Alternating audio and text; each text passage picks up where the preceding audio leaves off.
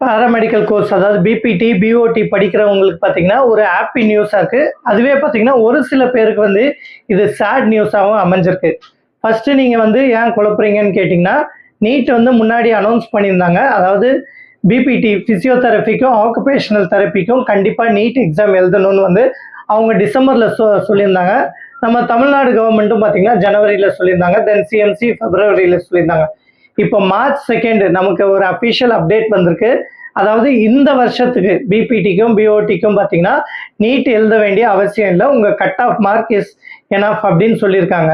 So இதனால் ஒரு சில பேருக்கு அட்வான்டேஜ், ஒரு சில பேருக்கு டிஸ்அட்வான்டேஜ். ஏன்னு பார்த்தீங்கன்னா இது வந்து purely going to be your cut off mark. Physics, chemistry, biology வச்சு தான் உங்கள் கட் ஆஃப் மார்க் வச்சு தான் செலக்ட் பண்ண போகிறாங்க.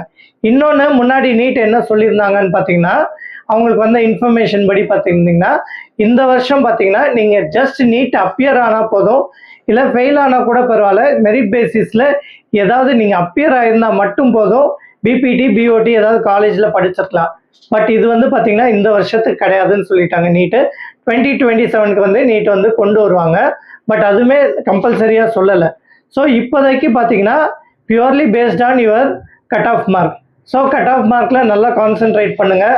எக்ஸாம்ஸ் கிளியர் பண்ணி பிபிடி பிஓடி போகிறதா இருந்தால் நீட் எக்ஸாம் உங்களுக்கு இப்போ தேவையில்லை. So that's the happy news. So இதை பற்றி நீட் எக்ஸாம்ஸ் அதர் திங்ஸ் பற்றி மோர் வீடியோஸ் தெரியும்னா டான் பாஸ்கோ வழிகாட்டி யூடியூப் சேனலை சப்ஸ்கிரைப் பண்ணுங்கள். தேங்க்யூ.